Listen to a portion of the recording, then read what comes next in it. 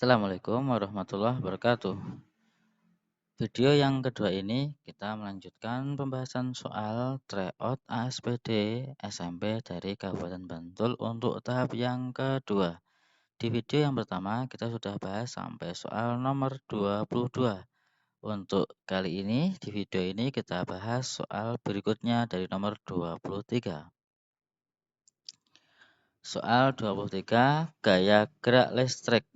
Perhatikan ini ada sepeda, kemudian ada dinamo sepeda, di mana dinamo ini adalah mengubah energi mekanik menjadi energi listrik dengan prinsip induksi elektromagnetik. Kita lihat ketika dinamo ini berputar semakin cepat, maka nyala lampunya kan semakin terang, begitu ya. Nah, jadi pernyataan yang benar terkait dengan lampu sepeda adalah titik-titik. Nah, karena semakin cepat, maka yang dipilih adalah yang menyala terang. Ini ada terang, terang, terang. Nah, mana yang betul? Yaitu karena ini menggunakan prinsip induksi elektromagnetik di mana GGL yang dihasilkan itu akan semakin besar ketika terjadi perubahan jumlah garis gaya magnet yang semakin besar gitu ya. Jadi dengan adanya perubahan jumlah garis gaya magnet yang semakin besar itu akan menyebabkan perubahan medan magnet juga. Jadi jawaban yang tepat adalah yang C. Karena perubahan medan magnet dinamo makin cepat sehingga GGL makin besar. Gitu ya. Berikutnya soal nomor 24. Zat aditif pada makanan. Nah, di sini ada komposisi dari suatu makanan. Nah, berdasarkan informasi tersebut, zat aditif yang berfungsi sebagai pewarna adalah yang betul adalah C. Yang betul adalah B. Kurkumin. Jadi kalau monosodium glutamat itu adalah penyedap. Kemudian kalau asam benzoat itu adalah pengawet. Kemudian kalau bubuk lemon itu adalah perasa ya, perasa. Oke, jadi yang betul adalah B, kurkumin, pewarna kuning ya. Kita lanjutkan ke soal nomor 25. Ciri-ciri makhluk hidup. Perhatikan ada gambar K, L, M, dan N. Untuk yang K ini ada kaktus, berarti ini menunjukkan adaptasi. Kemudian yang L ini berkembang biak.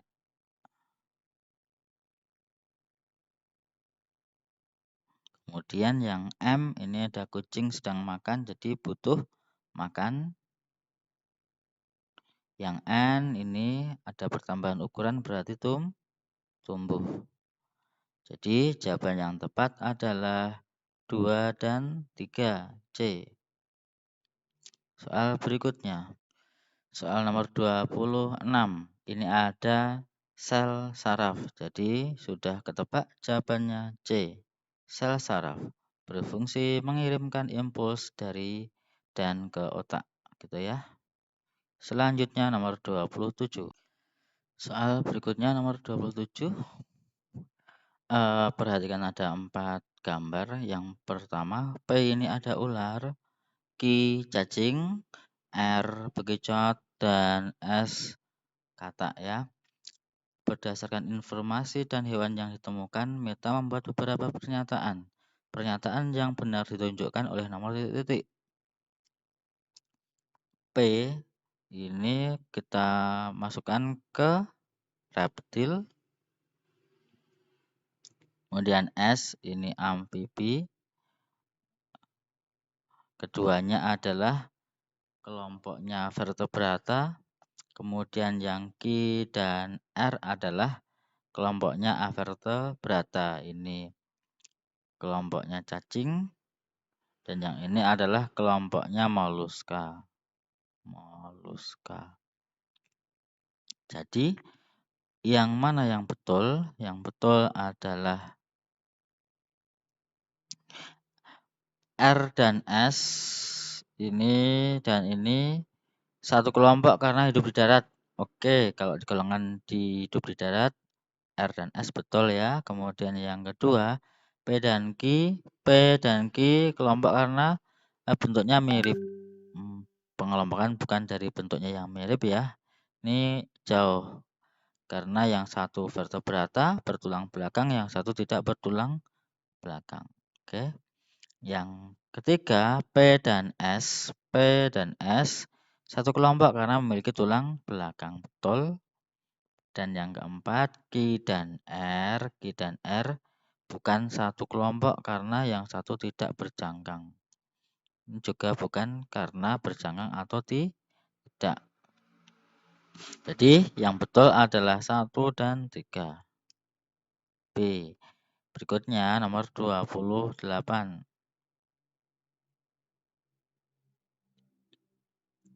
Soal pencemaran.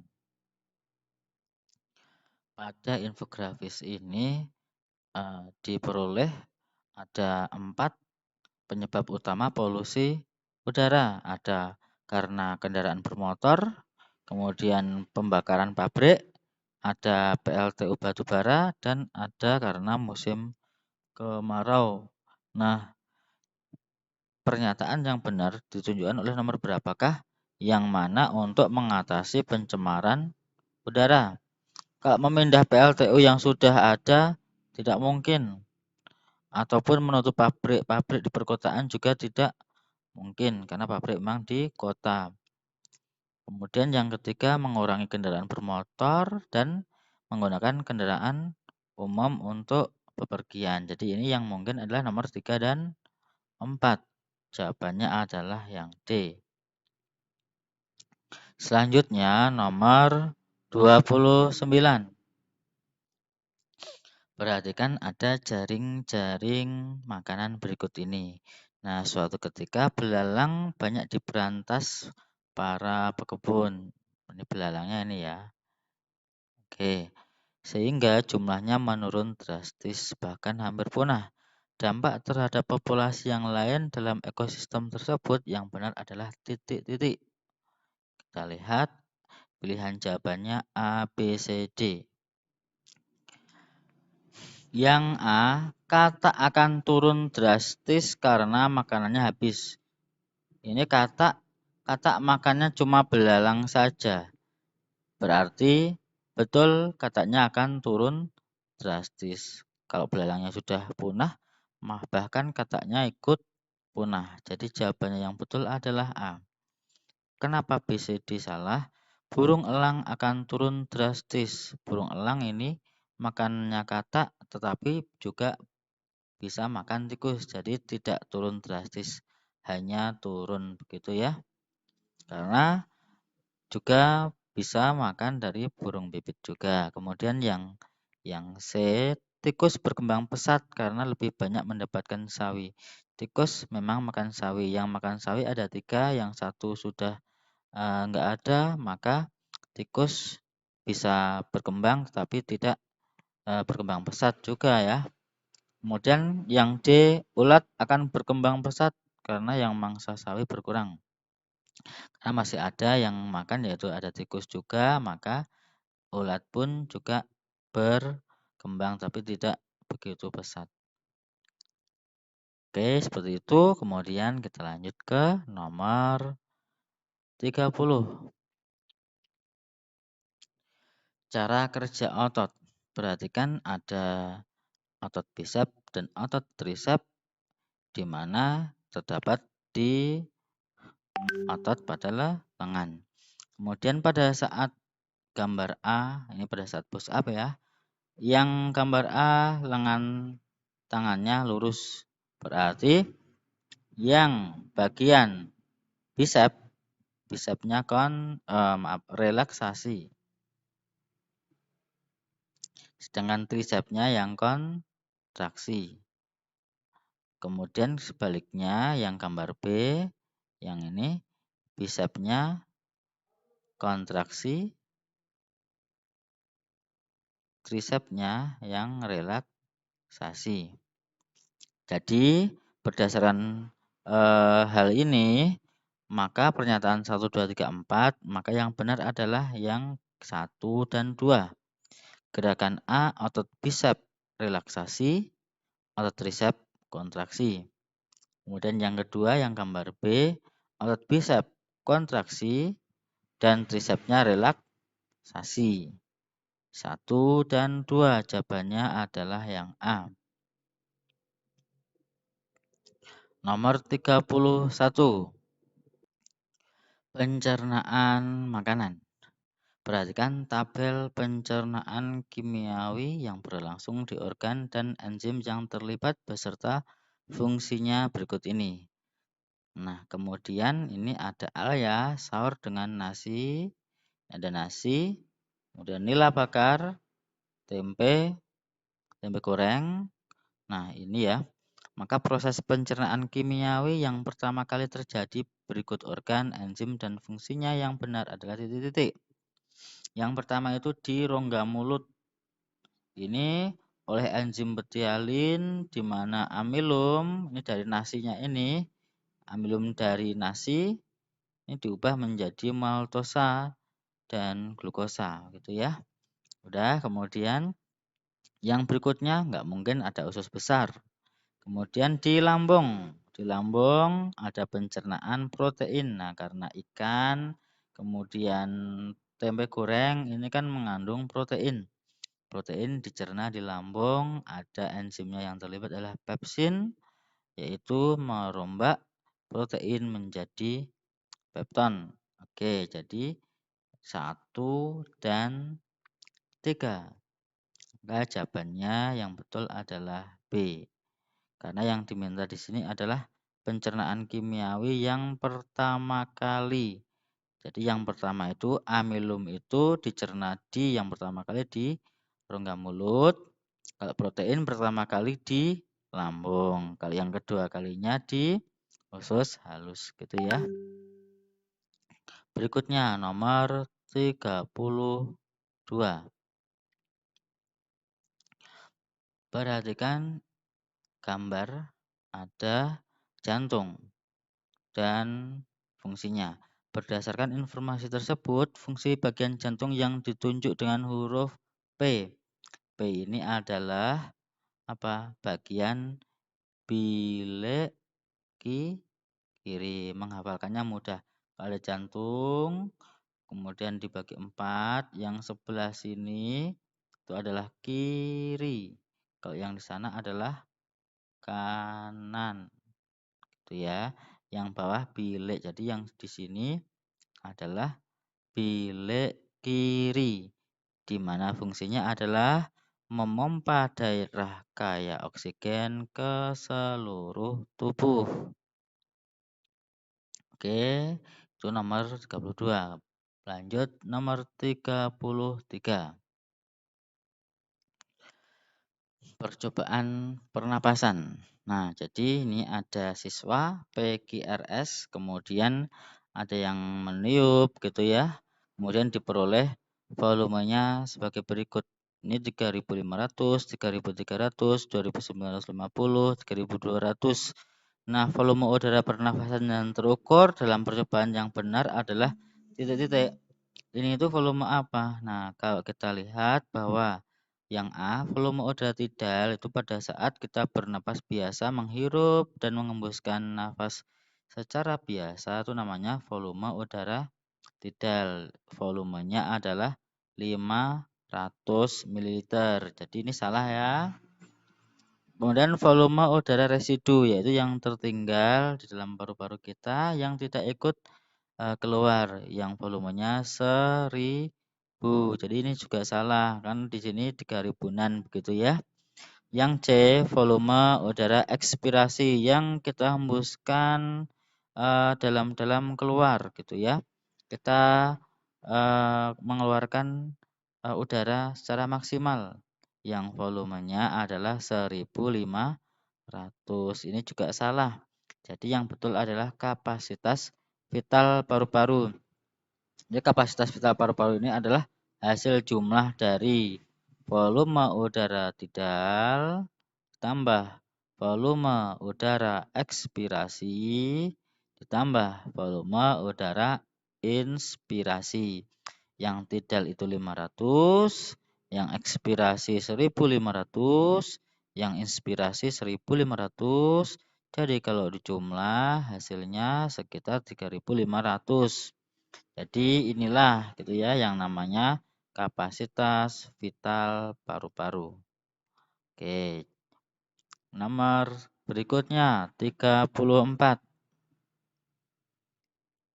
Proses pembentukan urin. Jadi ada 3 tahapan ya. Yang pertama itu tahap pertama itu penyaringan atau filtrasi. Terjadi di mana? Terjadi di sini.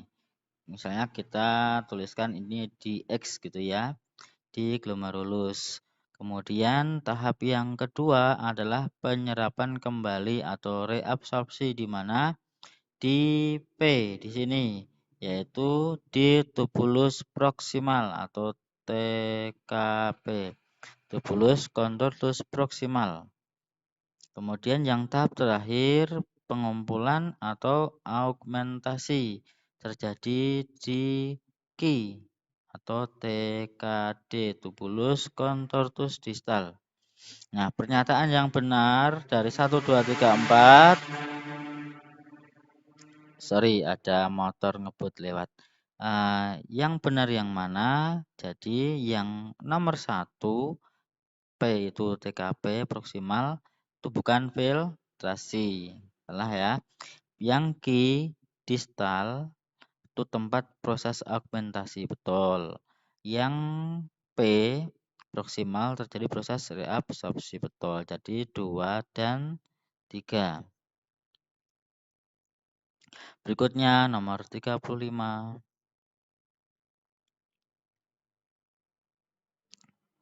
Perhatikan informasi pada gambar ini ada kanker leher rahim ya. Apa itu kanker leher rahim atau kanker serviks? Ini tumbuhnya sel-sel ganas pada leher rahim yang tidak terkendali, di mana faktornya adalah karena bisa berganti-ganti pasangan seksual, bisa karena melakukan hubungan seksual di usia muda, kemudian yang ketiga melakukan hubungan seksual dengan pria yang berganti-ganti pasangan. Yang keempat, merokok atau sebagai perokok pasif. Yang kelima, infeksi berulang pada alat kelamin, salah satunya karena kurang menjaga kebersihan alat kelamin. Nah, pertanyaannya adalah pernyataan yang benar sesuai dengan informasi tersebut adalah ada 4 pernyataan, manakah yang betul? 1. Perokok pasif tidak beresiko. Salah ya. Di sini disebutkan perokok pasif juga beresiko. Yang kedua, menikah di usia dini tidak mempengaruhi gangguan kanker leher rahim. Di sana tadi disebutkan ya bahwa menikah di usia dini itu yang mana tadi? Yang ini ya, melakukan hubungan seksual di usia muda. Nah, itu juga ada resikonya. Kemudian berarti jawabannya 3 dan 4. Kita cek.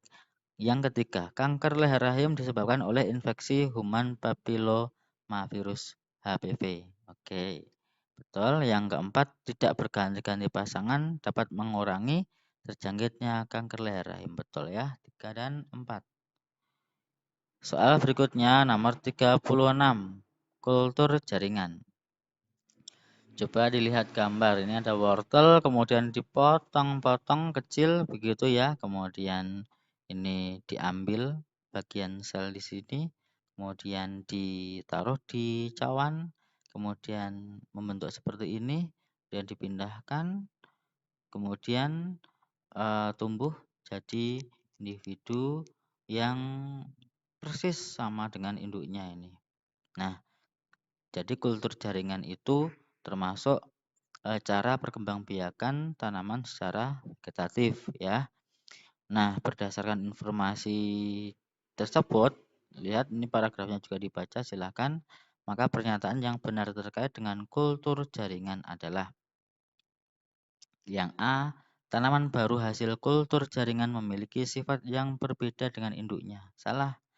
Sifatnya sama persis dengan induknya. Yang B. Perbanyakan tanaman dengan kultur jaringan membutuhkan tempat dan biaya yang mahal. Betul ya. Jadi kita tidak sembarangan bisa memperbanyak jenis tanaman dengan cara kultur jaringan ini. Kemudian yang C. Tanaman baru hasil kultur jaringan rentan terhadap penyakit karena dilakukan secara aseptik. Salah ya. Ini di paragraf ini disebutkan bahwa di sini akan tahan terhadap penyakit ya. Terus yang D, kultur jaringan dapat digunakan untuk memperbanyak tanaman secara vegetatif dengan menggunakan bagian dari tubuh induknya. Betul ya? Nah, tetapi yang diminta di soal adalah berdasarkan informasi di atas. Maka yang B ini tidak ada informasi bahwa ini membutuhkan tempat dan biaya yang mahal. Jadi tidak dicantumkan di sini. Walaupun sebetulnya memang butuh biaya. Gitu ya. Jadi jawabannya yang dipilih adalah yang D.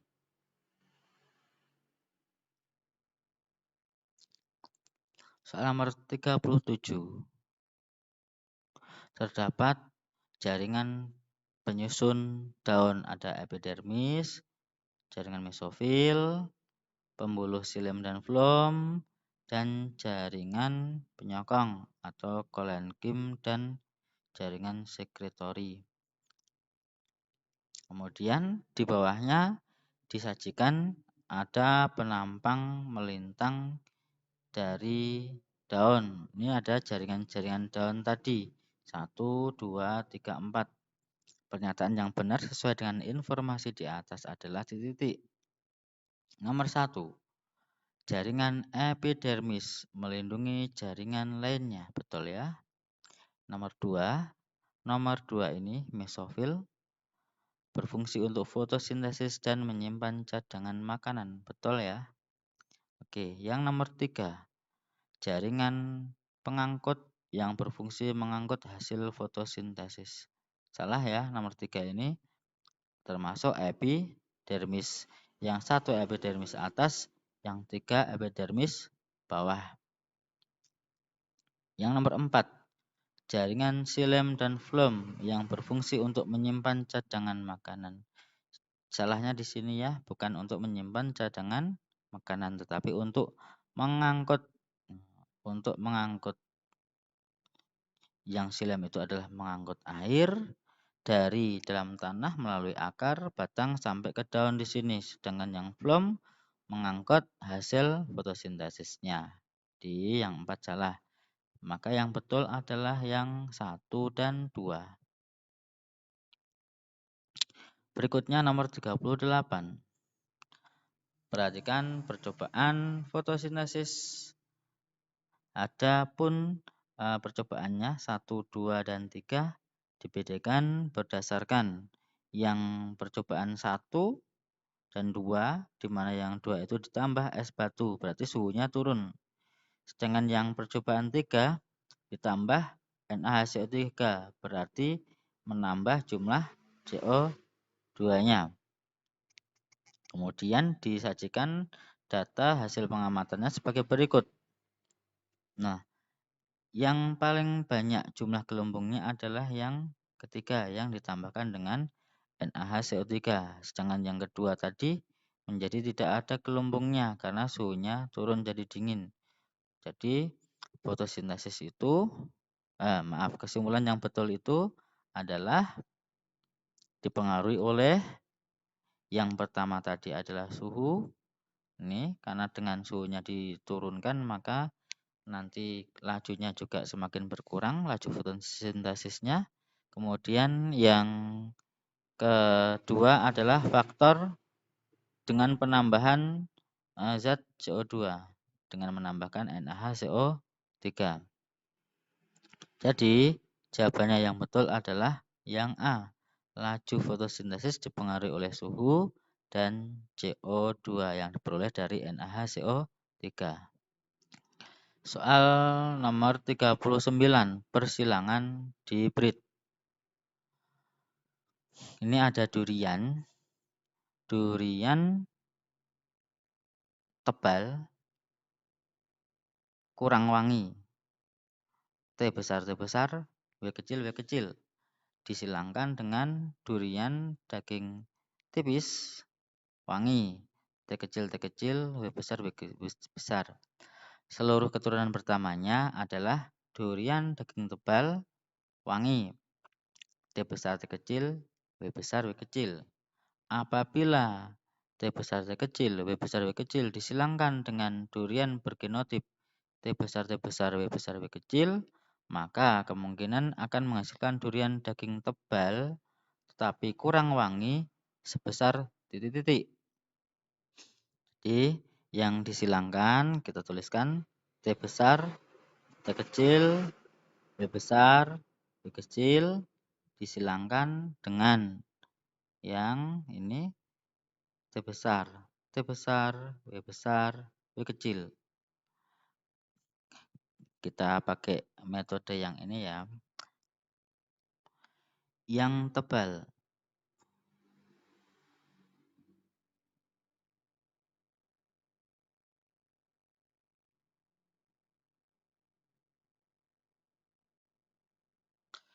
Kita tuliskan yang T sama T di sini, yang ini T besar di sini. Maka yang tebal berarti yang mengandung T besar. Berarti 1, 2, 3, 4. Semuanya ya, semuanya tebal. 1. Kemudian yang W sekarang. Yang W kita silangkan. Yang ini W besar, W kecil. Yang satunya juga W besar, W kecil. Yang kurang wangi berarti W kecil ketemu W kecil. Jadi di sini. Di sini ya. Cuma 1/4. Jadi ini bukan, ini bukan, ini bukan. Kita silangkan 1 dikali 1/4 sama dengan 1/4. Jadi yang tebal kurang wangi 25%. Jadi jawabannya adalah yang A, 25%. Terakhir nomor 40 tentang bioteknologi.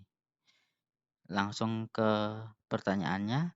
Contoh pemanfaatan bioteknologi dalam bidang pangan yang benar adalah titik-titik. A. Aspergillus wienty untuk pembuatan nata de coco. Salah ya. Ini untuk membuat kecap. Saccharomyces cerevisiae untuk pembuatan kecap. Salah ya. Ini untuk membuat tape. Acetobacter pseudomonas untuk membuat oncom. Salah ya. Untuk nata de coco. Rhizopus oryzae untuk membuat tempe. Jadi jawabannya yang D. Demikian pembahasan soal untuk video yang kedua. Terima kasih. Assalamualaikum warahmatullahi wabarakatuh.